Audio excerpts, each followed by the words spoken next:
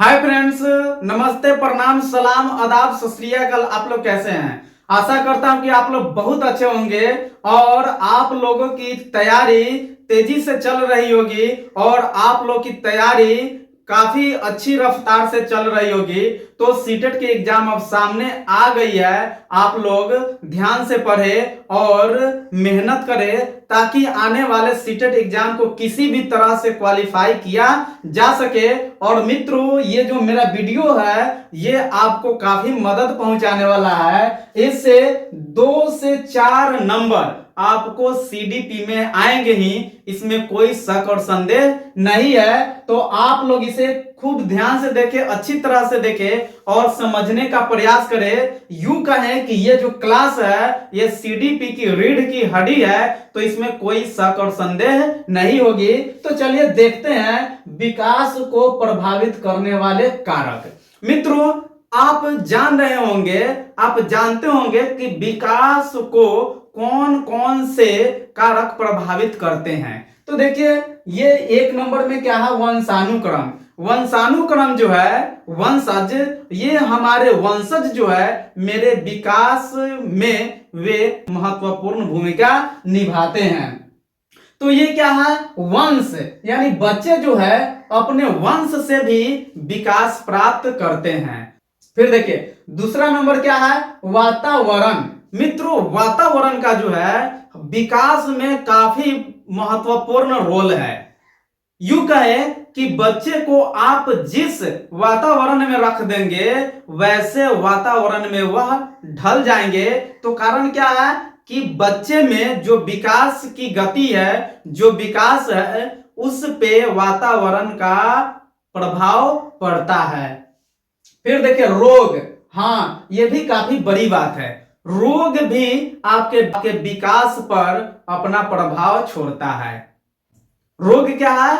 विकास पे प्रभाव छोड़ता है। जैसे मान लीजिए किसी बच्चे में अच्छी विकास हो रही है लेकिन वह ऐसे रोग से ग्रसित हो गए जो उसके विकास को क्या करेंगे? रोक देंगे। तो रोग जो है विकास में एक महत्वपूर्ण भूमिका निभाता है। अंतःस्त्रावी ग्रंथियां। देखिए, अंतःस्त्रावी ग्रंथियां भी विकास को प्रभावित करने वाले एक कारक है। इससे भी विकास में काफी बदलाव होता है। इससे विकास रुक भी जाते हैं और विकास बढ़ भी जाते हैं अंतःस्त्रावी ग्रंथियां द्वारा। फिर देखिए, 5 नंबर, यौन लिंग भिन्नता। यौन लिंग भिन्नता भी ये विकास पर अपना प्रभाव छोड़ते हैं। ये भी विकास में अपना महत्वपूर्ण भूमिका निभाते हैं। फिर देखिए, ये बुद्धि। बुद्धि जो है विकास में 4 चांद लगाते हैं।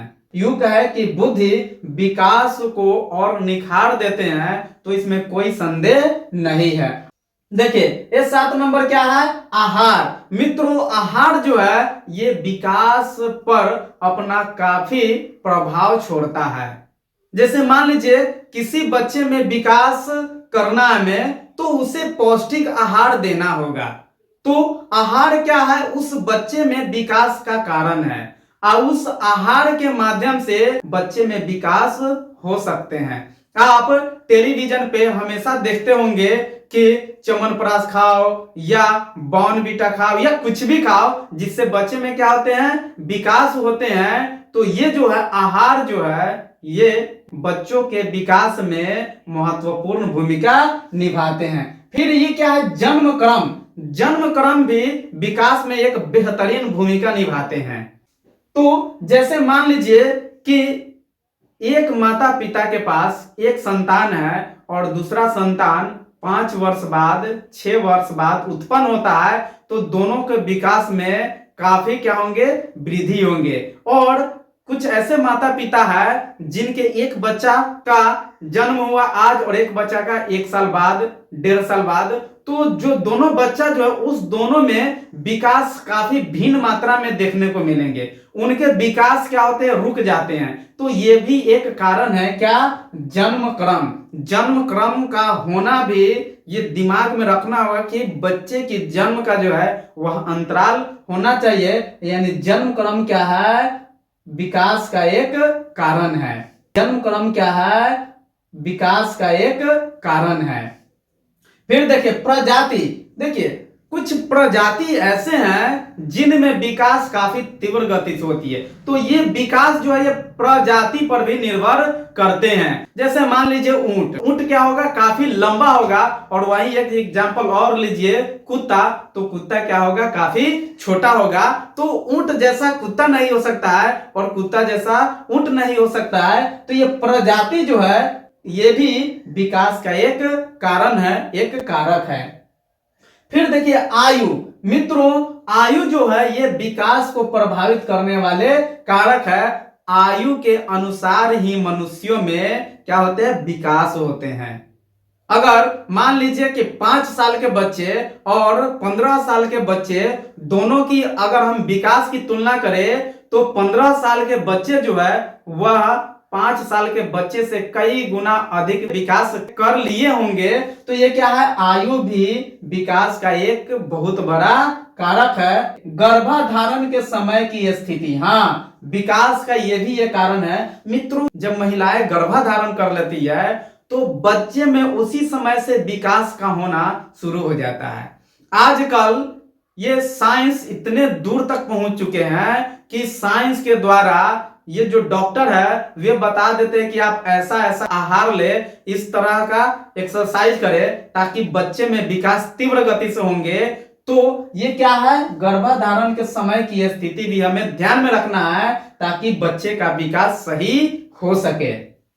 अब देखिए ये क्या है? सामाजिक वातावरण, विकास में समाज भी अपना बहुत बड़ा रोल अदा करता है। तो जिस तरह का सामाजिक वातावरण रहेगा बच्चे में उसी तरह का विकास होगा, यानी समाज के अनुरूप ही बच्चे में विकास होंगे। तो ये क्या थे? विकास को प्रभावित करने वाले कारक वंशानुक्रम, वातावरण, रोग, अंतःस्रावी ग्रंथियां, यौन लिंग या भिन्नता, बुद्धि, आहार, जन्मक्रम, प्रजाति, आयु, गर्भाधारण के समय की स्थिति, सामाजिक वातावरण। अब मित्रों देखते हैं हम विकास की विभिन्न अवस्थाएं। विकास की विभिन्न अवस्थाएं, विकास की विभिन्न अवस्थाएं के बारे में बहुत से मनोवैज्ञानिकों ने अपनी अपनी प्रतिक्रिया, अपनी अपनी राय दी है। तो चलिए देखते हैं कुछ मनोवैज्ञानिकों की राय। रॉस के अनुसार विकास की विभिन्न अवस्थाएं, रॉस कहते हैं कि मानव में 5 अवस्थाएं होते हैं। कौन कौन से? शैशवावस्था, ये शैशवावस्था जो है 1 से 3 वर्ष तक होते हैं, यानी बच्चे में शैशवावस्था 1 से 3 वर्ष तक होते हैं। मित्रों ये सीटेट एग्जाम में पूछी जाती है कि रॉस के अनुसार शैशवावस्था कितने वर्ष तक होते हैं। वहां आपको ऑप्शन मिलेगा 1 से 2 वर्ष, 1 से 3 वर्ष, 2 से 3 वर्ष, 3 से 4 वर्ष। तो आपको आंसर क्या बनाना होगा अपना? 1 से 3 वर्ष। इसलिए ये जो आप आज का जो क्लास है काफी बेहतरीन क्लास है, इसे आप लोग ध्यान से देखें। फिर क्या है?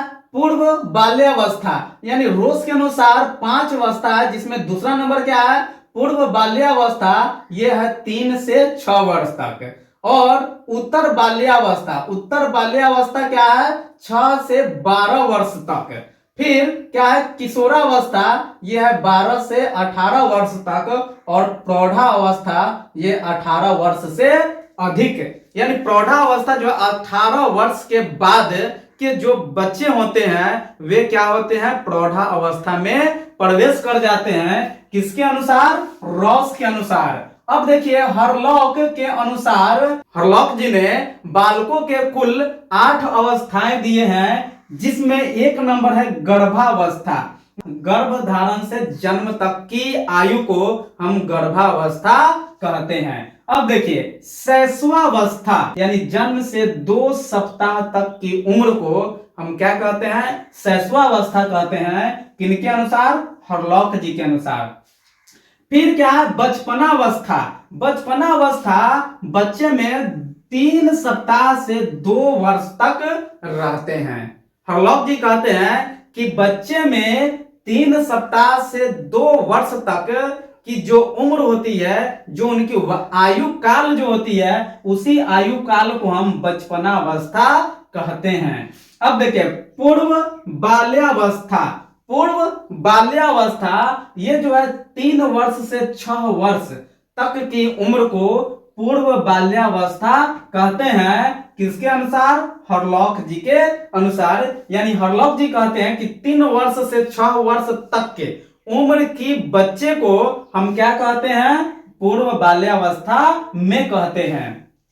अब देखिए उत्तर बाल्यावस्था, यानी बच्चों में उत्तर बाल्यावस्था कब से कब तक रहते हैं? तो ये है 7 वर्ष से 12 वर्ष। यानी 7 वर्ष से 12 वर्ष तक की आयु के बच्चे जो है वह उत्तर बाल्यावस्था में रहते हैं। फिर ये 6 नंबर देखिए वयः संधि। वयः संधि में बच्चे किस वर्ष से किस आयु से किस आयु तक रहते हैं? तो वयः संधि में बच्चे 12 वर्ष से 14 वर्ष तक रहते हैं। यानी कि बच्चे की 12 वर्ष से 14 वर्ष की जो उम्र होती है वह वयः संधि कहलाती है। फिर देखिए 7 नंबर पूर्व किशोरावस्था। यानी पूर्व किशोरा अवस्था कब से कब तक रहते हैं? किसमें? बच्चों में। तो ये 13 से 17 वर्ष तक की आयु के बच्चे में पूर्व किशोरावस्था में रहते हैं। अब देखिए उत्तर किशोरावस्था 18 से 21 वर्ष के उम्र जो होते हैं वह उत्तर किशोरावस्था होते हैं। यानी 18 से 21 वर्ष के उम्र वाले बच्चे उत्तर किशोरावस्था में कहे जाते हैं। तो मित्रों ये काफी बेहतरीन बातें हैं, इसे आप लोग ध्यान से देखिए और इसको नोट डाउन भी कर ले। तो शैलेश जी ने कुल 3 विकास की अवस्थाएं दिए। कौन कौन सा? शैशव काल जो 1 से 5 वर्ष तक है, बाल्यकाल 5 से 12 वर्ष तक है, किशोर काल जो 12 से 18 वर्ष तक है। अब देखिए कौलसैनिक के अनुसार विकास की अवस्थाएं। देखिए कौलसैनिक जो थे ये भी उच्च कोटि के मनोवैज्ञानिक थे।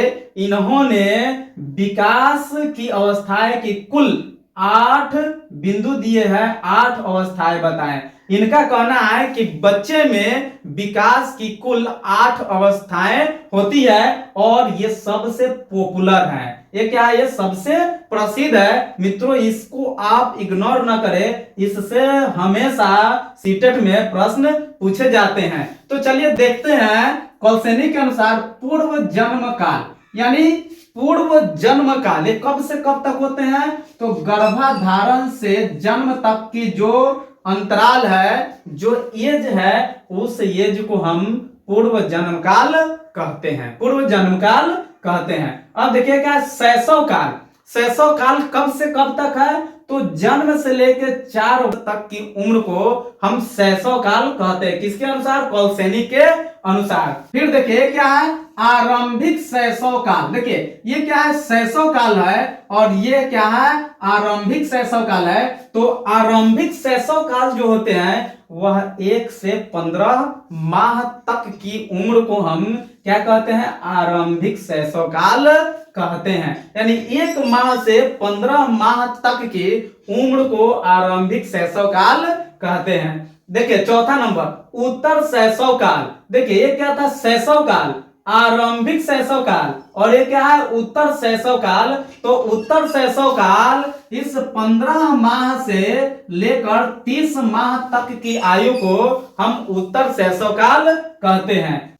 अब ये देखिए 5 नंबर पूर्व बाल्यकाल। पूर्व बाल्यकाल बच्चों में कब से लेकर कब तक रहते हैं? तो पूर्व बाल्यकाल 30 माह से 5 वर्ष तक, यानी 2.5 वर्ष से 5 वर्ष तक के जो उम्र होते हैं वे होते हैं पूर्व बाल्यकाल। फिर देखिए ये 6 नंबर मध्य बाल्यकाल। यानी बच्चों में मध्य बाल्यकाल कब रहते हैं? 5 वर्ष से 9 वर्ष तक के उम्र को कौलसैनिक ने मध्य बाल्यकाल बताया है। फिर देखिए 7वीं नंबर उत्तर बाल्यकाल। यानी बच्चों में 9 वर्ष से 12 वर्ष की जो उम्र होती है उस उम्र को हम बोलते हैं बाल्यकाल। किसके अनुसार? कौलसैनिक के अनुसार। कौलसेनिक जी कहते हैं कि 9 वर्ष से 12 वर्ष तक के उम्र के बच्चों को हम उत्तर बाल्यकाल अवस्था में कहते हैं। अब चलिए 8 नंबर किशोर काल। कौलसेनिक जी ने 12 वर्ष से 21 वर्ष के बच्चों को बताया है कि वह बच्चा जो है किशोर काल में रहता है। अब देखिए सबसे बेहतरीन बातें ये हैं, इसे आप लोग काफी ध्यान से देखिए, ये हमेशा एग्जाम में पूछी जाती है। और ये क्या है, खिलौने की आयु किसे कहते हैं? काफी बेहतरीन प्रश्न है। खिलौने की आयु किसे कहते हैं, यानी बच्चे सबसे अधिक खिलौना से कब खेलना पसंद करता है, यानी खिलौने की आयु किसे कहते हैं? तो 15 से 30 माह तक, यानी 15 से 30 माह तक की उम्र में बच्चे अधिक से अधिक खिलौना से खेलना पसंद करता है, उसे खिलौना बहुत अच्छा लगता है, इसीलिए 15 से 30 माह तक की आयु को खिलौने की आयु कही जाती है। कौलसेनिक ने खिलौने की आयु किसे कहा है? तो उन्होंने शैशव काल को खिलौने की आयु कहा है। ऐसे भी प्रश्न पूछा जा सकता है कि कौलसेनिक ने खिलौने की आयु किसे कहा है, तो इसका आंसर क्या हो सकता है? शैशव काल को। फिर खिलौने की आयु कब से कब तक होती है? तो 15 से 30 माह। फिर 15 से 30 माह कौन सी आयु है? तो खिलौने की आयु। यहां 3-3, 4-4 प्रश्न बन सकते हैं। अब देखिए प्रश्न नंबर 2, खेलने की आयु किसे कहते हैं? देखिए ये क्या है, खिलौने की आयु जिसमें बच्चे को खिलौना चाहिए, और दूसरी बात क्या है, खेलने की आयु जिसमें बच्चा खेलना शुरू करता है, सबसे अधिक खेलना शुरू करता है। तो खेलने की आयु किसे कहते हैं? तो 30 माह से 5 वर्ष की उम्र को हम खेलने की आयु कहते हैं, जिसे पूर्व बाल्यकाल भी कहते हैं। मित्रों बच्चे जब 30 माह के हो जाते हैं, वहां से लेकर यानी उस उम्र से लेकर 5 वर्ष तक वे अधिक से अधिक खेलना पसंद करते हैं, इसीलिए इस आयु को खेलने की आयु कहा जाता है। खेलने की आयु किसे कहा जाता है? तो ये कहा जाता है पूर्व बाल्यकाल को खेलने की आयु किसे कहा जाता है? 30 माह से 5 वर्ष की उम्र को। और खेलने की आयु में क्या होता है? तो खेलने की आयु में बच्चे अधिक से अधिक खेलना पसंद करते हैं।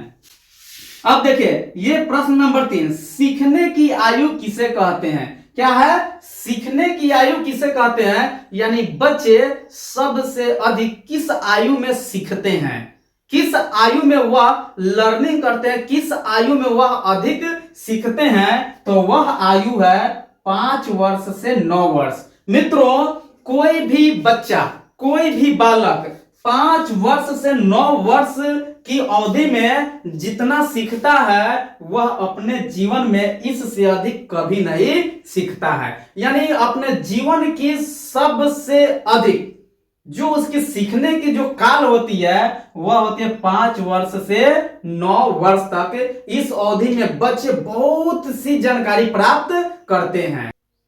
ठीक है, तो ये जो सीखने की आयु क्या है? तो सीखने की आयु है 5 वर्ष से 9 वर्ष। इसे मध्य बाल काल भी कहते हैं।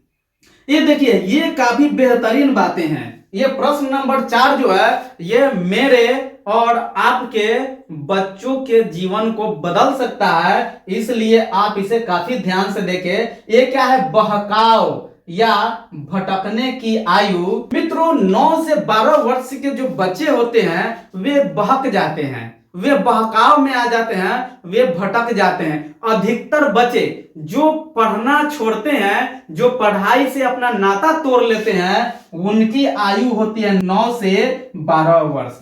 बच्चे को हमें 9 वर्ष से 12 वर्ष की उम्र में उसे संभालना है, उसे बहकने नहीं देना है, उसे भटकने नहीं देना है, क्योंकि बच्चे इसी उम्र में भटकते हैं। तो जब बच्चे यहाँ क्या होते हैं, बहकाव या भटकाव की उम्र में बच्चे पढ़ाई छोड़ देते हैं और वह कहीं किसी के बहकावे में आकर अपने राज्य से जाकर दूसरे राज्य में वे क्या करने लगते हैं, काम करने लगते हैं या भटकने लगते हैं। यहीं से उनका जो विकास है रुक जाता है। तो बच्चे को इस आयु में काफी ध्यान रखना है कि भटकाव या बहकाव के आयु में हम बच्चे पर अधिक से अधिक फोकस करें, ताकि बच्चा जो है वह भटके नहीं, वह बहकावे में किसी के नहीं आए। तो मित्रों, आज का ये मेरा क्लास काफी बेहतरीन क्लास था। चाहे यह जानकारी के दृष्टि से हो या ये एग्जाम के दृष्टि से हो, ये काफी बेहतरीन क्लास था। तो आप लोग इसे ध्यान से देखें। और मित्रों, एक गुजारिश है आपसे कि मेरे इस चैनल को, मेरे इस क्लास को आप लोग फॉरवर्ड करें, शेयर करें और लाइक करें और अपना प्यार दिखाएं। थैंक यू, धन्यवाद, जय हिंद।